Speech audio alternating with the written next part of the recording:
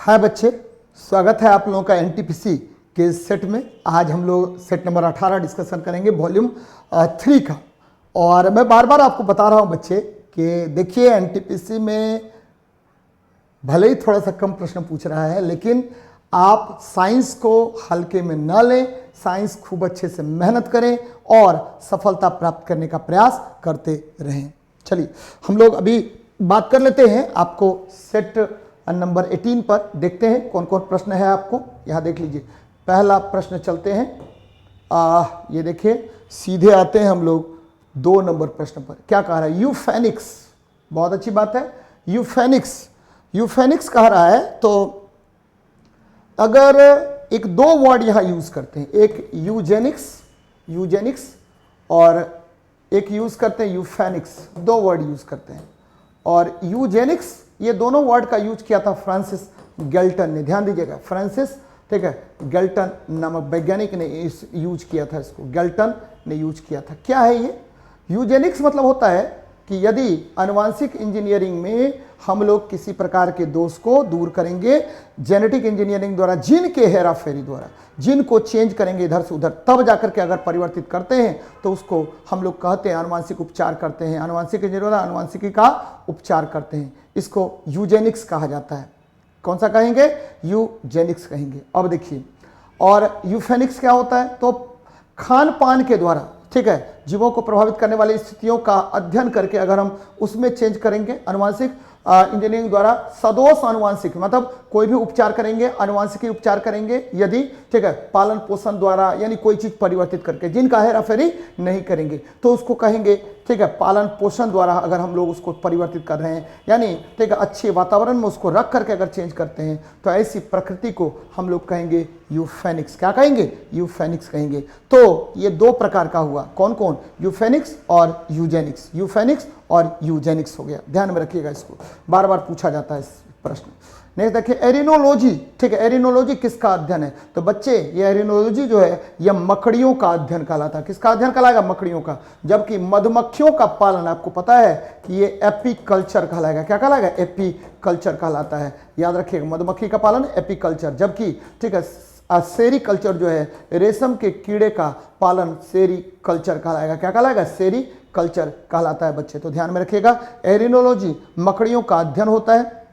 और ऑर्निथोलॉजी, ध्यान दीजिएगा, ऑर्निथोलॉजी ये क्या होता है? तो ऑर्निथोलॉजी के अंतर्गत हम पक्षियों का अध्ययन करते हैं। किसका अध्ययन करते हैं? तो पक्षियों का अध्ययन करते हैं, ध्यान में रखना है, पक्षियों का अध्ययन किया जाता है। किसके अंतर्गत? ऑर्निथोलॉजी के अंतर्गत। जबकि पेडियाट्रिक्स के अंतर्गत हम नवजातों, पेडियाट्रिक्स के अंतर्गत हम लोग नवजातों का अध्ययन करते हैं बच्चे, तो याद रखना है, एपीकल्चर, सेरीकल्चर, ऑर्निथोलॉजी, एरिनोलॉजी, इन सब चीजों पर बार बार प्रश्न आपसे पूछे जाएंगे। चलिए बढ़ते हैं नेक्स्ट क्वेश्चन पर। देखिए क्या है प्रश्न आपका। कह रहा है कि यहाँ देखिए, सीधे चलते हैं। हाँ, कंप्यूटर एप्लीकेशंस, यहाँ कंप्यूटर एप्लीकेशंस को बनाने के लिए प्रयुक्त डीबीएम किसको कहा जाता है? ये देखिए डीबीएम बच्चे, तो ये हो जाएगा data base management. Data base management होता है, और याद रखिएगा डाटा बेस मैनेजमेंट ये किसको कहते हैं बच्चे? तो डाटाबेस मैनेजमेंट सिस्टम क्या होता है? तो डीबीएमएस जो होता है, यहाँ पर आपको डाटा को स्टोर करके रखा जाता है और लंबे समय तक डाटा को सुरक्षित रखते हैं, और यहीं से आपको डीबीएमएस के जरिए हम लोग डाटा प्राप्त करते हैं, ध्यान में रखिएगा। और ये डाटाबेस मैनेजमेंट सिस्टम हो गया, डाटाबेस मैनेजमेंट सिस्टम हो जाएगा, आंसर हो जाएगा डी नंबर। अब जब भी कंप्यूटर एप्लीकेशंस की बात करते हैं तो माइक्रोसॉफ्ट इसमें अग्रणी कंपनी है कंप्यूटर एप्लीकेशंस बनाने में। और आपको पता होगा जितने भी ओएस हैं, माइक्रोसॉफ्ट वर्ड है एप्लीकेशंस में, हम लोग सब का यूज जो है ना, वो किसके द्वारा निर्मित हुआ है? तो माइक्रोसॉफ्ट के द्वारा ही निर्मित हुआ है, और बार बार हम इसको प्रयोग में लाते हैं। देखते हैं नेक्स्ट क्वेश्चन को।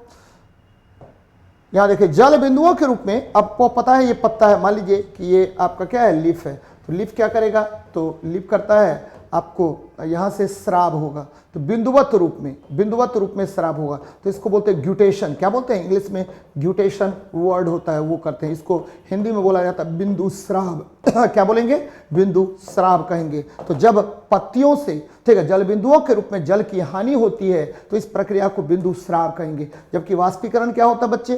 तो वाष्पीकरण होता है जब जल वाष्प के रूप में परिवर्तित होकर उत्सर्जित होता है, तो इस प्रक्रिया को वाष्पीकरण कहा जाता है। वाष्पोत्सर्जन, आपको पता है कि वाष्पीकरण के लिए टेम्परेचर कितनी चाहिए? 100 डिग्री सेल्सियस, लेकिन वाष्पोत्सर्जन हर टेम्परेचर पर होता रहता है बच्चे। आप सुबह में अगर नदी के किनारे जाएं तो देखिए वहां पर क्या होगा? जल वाष्पीकृत होता रहता है। तो ये वाष्पीकरण की प्रक्रिया है। और चलिए, तो ध्यान में रखिएगा, ये वाष्पोत्सर्जन है, लेकिन वाष्पीकरण की प्रक्रिया क्या होगी? जो मैंने आपको अभी बताया।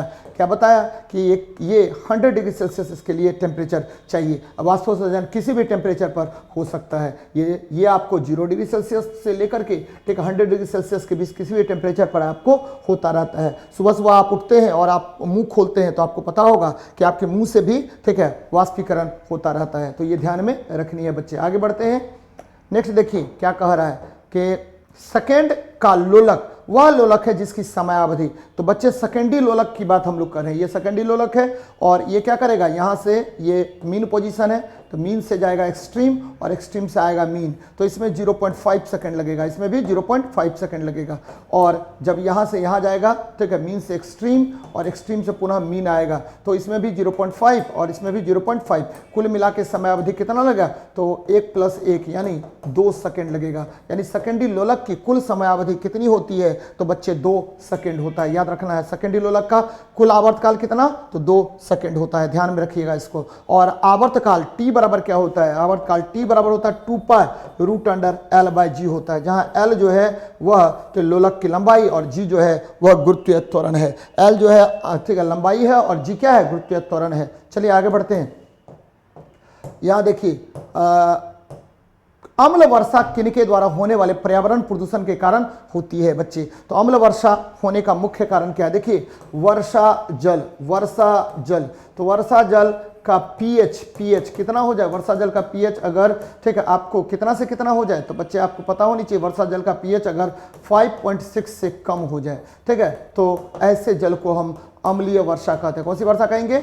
अम्लीय वर्षा कहते हैं। और याद रखिएगा कि अम्लीय वर्षा का मुख्य कारण 2 है। यानी जल में क्या मिल गया? तो सल्फर डाइऑक्साइड मिल गया SO2, और जल में आपको क्या मिल गया? तो नाइट्रोजन ऑक्साइड मिल गया। तो ये बना लेता है सल्फ्यूरिक अम्ल SO4 बना लिया, और ये बना लिया नाइट्रिक अम्ल HNO3 का निर्माण कर लिया। तो सल्फ्यूरिक अम्ल, नाइट्रिक अम्ल, और कौन मिला? तो सल्फर डाइऑक्साइड और नाइट्रोजन ऑक्साइड। तो देख लीजिए, नाइट्रोजन ऑक्साइड और सल्फर डाइऑक्साइड के मिलने के कारण जल जो है वो क्या होगा? अम्लीय वर्षा के रूप में बन जाता है। यहां देखिए का ओजोन क्या होता है? तो ओजोन आपको समताप मंडल में है, जो सूर्य से आने वाली पराबैंगनी किरणों को अवशोषित कर लेता है। कार्बन डाइऑक्साइड, इसको CO2 बोलते हैं। और ये क्या होता है बच्चे? कार्बन डाइऑक्साइड तो आपको पता है कि ग्लोबल वार्मिंग में एक महत्वपूर्ण घटक के रूप में उभर करके आया है। और कार्बन मोनोऑक्साइड, सबसे पॉइजनस गैस कौन होता है? तो कार्बन मोनोऑक्साइड होता है। नाइट्रोजन आपको बहुत इंपॉर्टेंट गैस है। यह जो है, ठीक है, आपके पृथ्वी के यह जो है नाइट्रोजन गैस, यह ऑक्सीजन के दहन की क्षमता को घटाता है और यह प्रोटीन के निर्माण में एक महत्वपूर्ण भूमिका निभाता है। तो ध्यान में रखिएगा इन सब चीजों को।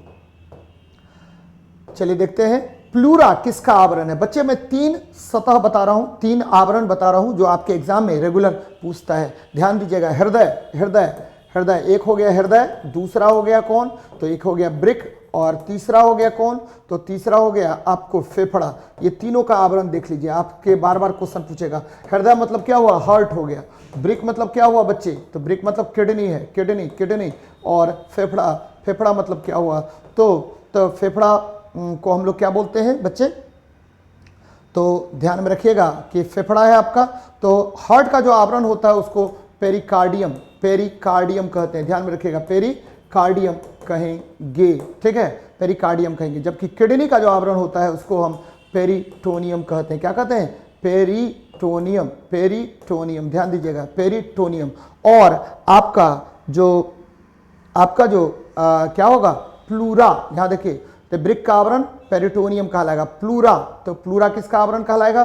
तो फुफ्फुस फुफ्फुस यानी फेफड़ा, फेफड़ा को हम लोग फुफ्फुस भी कहेंगे। क्या कहेंगे? फुफ्फुस भी कहते हैं बच्चे। और ठीक है, याद रखिएगा, फेफड़ा को फुफ्फुस भी कहेंगे। और ये हो जाएगा, आंसर क्या हो जाएगा? फुफ्फुस हो जाएगा। यहाँ देखिए, यकृत मतलब क्या होता है? लीवर होता है। क्या होगा? लीवर होगा बच्चे। और लीवर जो है आपको पता होनी चाहिए कि यहाँ से क्या निकलता है। तो लीवर से आपको बाइल जूस निकलेगा, और ये बाइल जूस जो है कहाँ पर एकत्रित होता है? तो बाइल जूस जो है एकत्रित होता है कहाँ पर बच्चे? तो बाइल जूस होता है कहाँ पर एकत्रित होगा बच्चे? तो बाइल जूस जो है गोल ब्लैडर में एकत्रित होता है।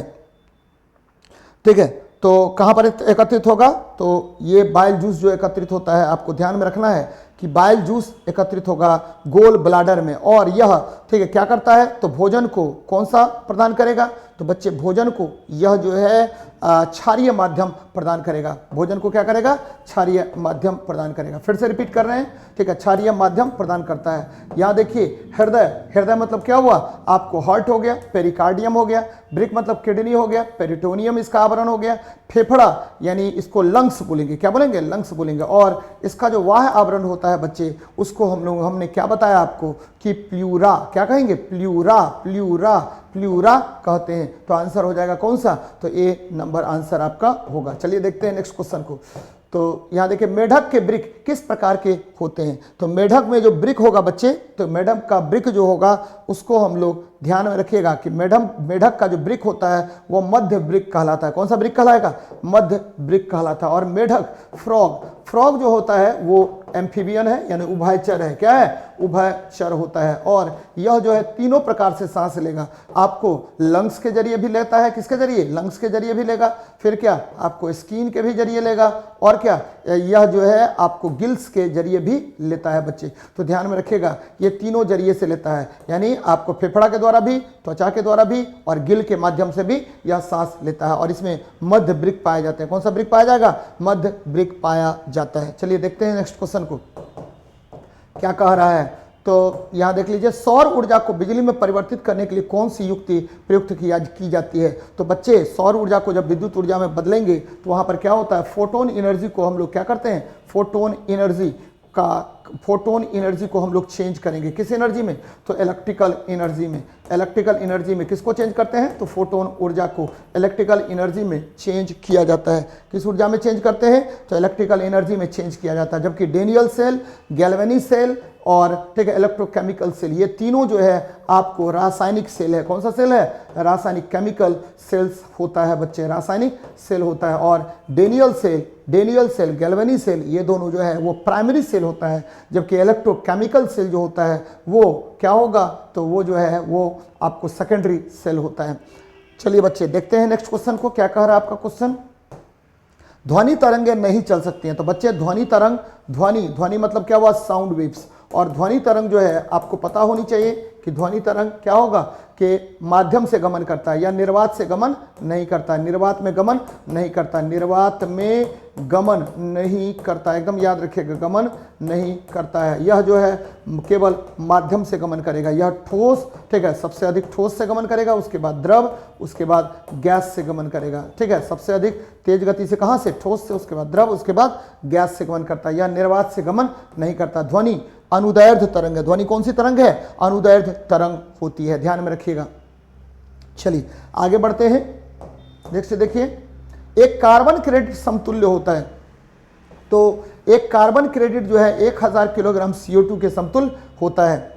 और ये कार्बन क्रेडिट का जो कंसेप्ट है वह 1997 में, ध्यान दीजिए बच्चे, 1997 ईस्वी में आपको क्योटो प्रोटोकॉल के अंतर्गत आया था। क्योटो प्रोटोकॉल का मुख्य उद्देश्य था कि कार्बन डाइऑक्साइड के उत्सर्जन को कम करना, इसका मुख्य उद्देश्य था कार्बन क्रेडिट का। तो कार्बन क्रेडिट समतुल्य है 1000 किलोग्राम CO2 के। चलिए आगे बढ़ते हैं, नेक्स्ट देखते हैं क्वेश्चन क्या कह रहा है आपको। फोटोन किसका मूलभूत यूनिट या मात्रा होता है? तो बच्चे, फोटोन जो है वो प्रकाश का मूलभूत यूनिट या मात्रक होता है। फोटोन के बारे में सबसे पहले आइंस्टीन ने बताया था। किसने बताया? आइंस्टीन ने। जबकि फोटोन का सिद्धांत दिया था आइंस्टीन ने। फोटोन का प्लांक क्वांटम थ्योरी से आता है। किससे आता है? प्लांक्स क्वांटम थ्योरी से लाया जाता है। आपको पता होगा कि प्रकाश जो है, क्वांटम थ्योरी, प्रकाश जो है छोटे छोटे पैकेट से बना हुआ होता है, जिस पैकेट को हम लोग एनर्जी कहते हैं, और ये एनर्जी क्या होता है, फोटोन होता है, और इसका सूत्र होता है E बराबर एच न्यू। क्या होगा, एच न्यू होगा इसका सूत्र, E बराबर एच न्यू, जहाँ एच न्यू जो है वह क्या है, फोटोन होता है। ध्यान में रखिएगा, क्या होगा, फोटोन होगा। तो बच्चे ये प्रकाश हो गया। गुरुत्वाकर्षण, गुरुत्वाकर्षण जो है द्रव्यमान के कारण लगने वाले बल को गुरुत्वाकर्षण बल कहेंगे।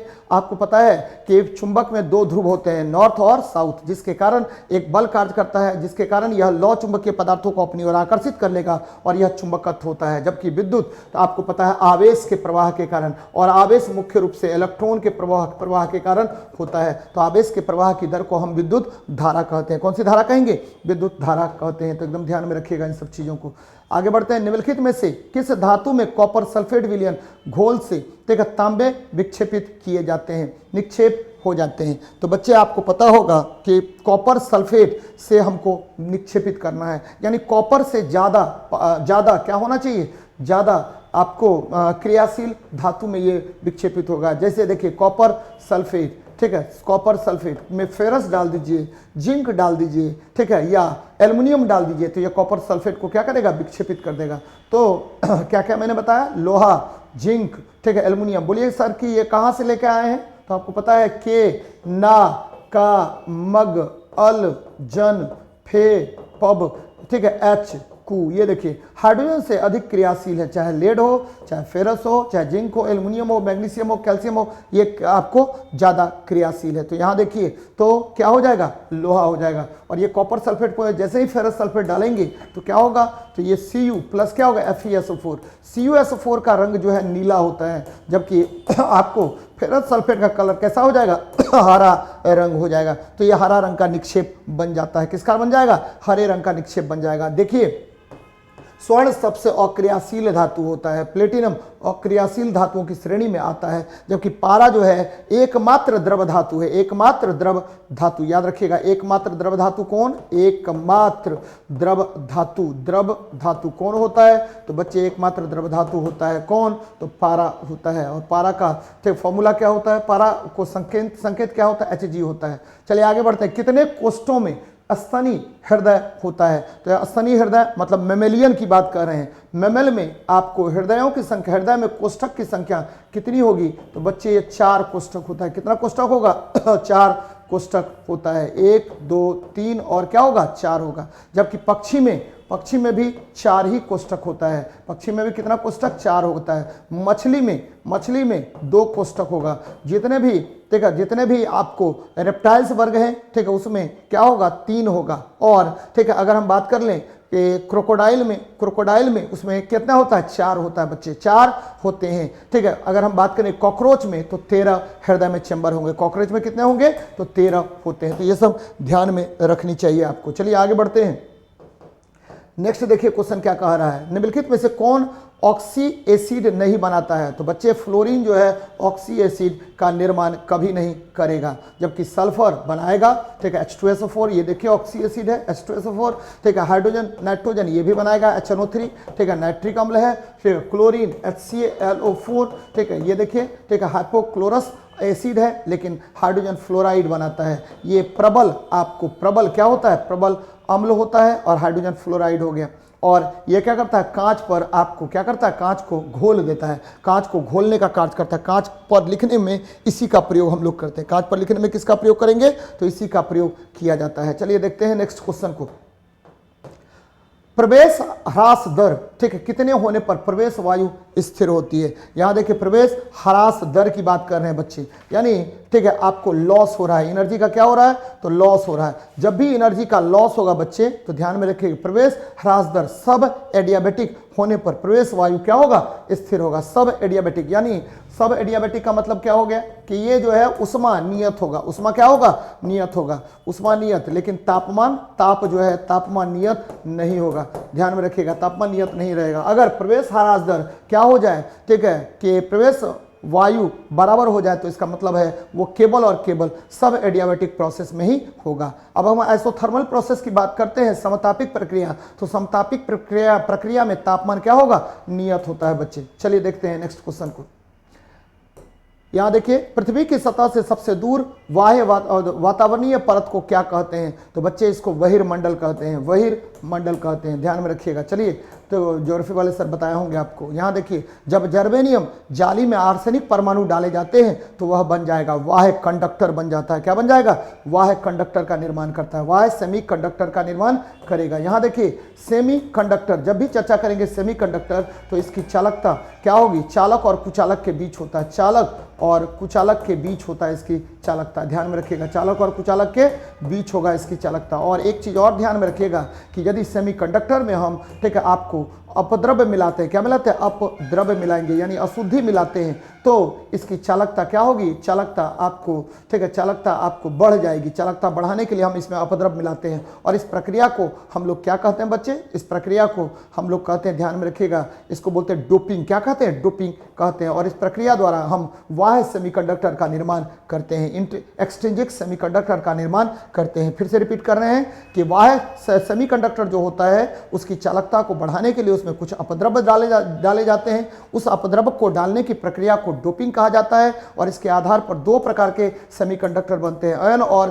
P type. एन में इलेक्ट्रॉन्स की संख्या अधिक होती है, होल्स की संख्या कम होगी, और पी में होल्स की संख्या अधिक होगी लेकिन इलेक्ट्रॉन्स की संख्या कम होती है। एन में हम लोग डोपिंग करते हैं, किसके द्वारा? तो पंच संयोजित तत्वों का डोपिंग करते हैं, पंच संयोजित तत्वों का डोपिंग करेंगे। जबकि, ठीक है, पी टाइप सेमीकंडक्टर में हम लोग त्रिसंयोजित तत्वों की डोपिंग करते हैं। सुपर कंडक्टर क्या होता है? तो ऐसा कंडक्टर जिसमें प्रतिरोध का मान क्या होगा? ठीक है, निम्न तापमान पर शून्य हो जाता है, ऐसे कंडक्टर को हम लोग सुपर कंडक्टर कहते हैं। तो बच्चे, आज का ये सेशन हुआ। चलिए मिलते हैं हम लोग 19 नंबर सेट पर। बच्चे अपना ख्याल रखिए, खूब अच्छे से मेहनत कीजिए, लगातार प्रयास करते रहिए। सेट प्रैक्टिस करना बहुत आवश्यक है, ग्रुप डिस्कशन कीजिए, आपकी सफलता आपके कदमों में होगी। चलिए मिलते हैं नेक्स्ट सेशन में।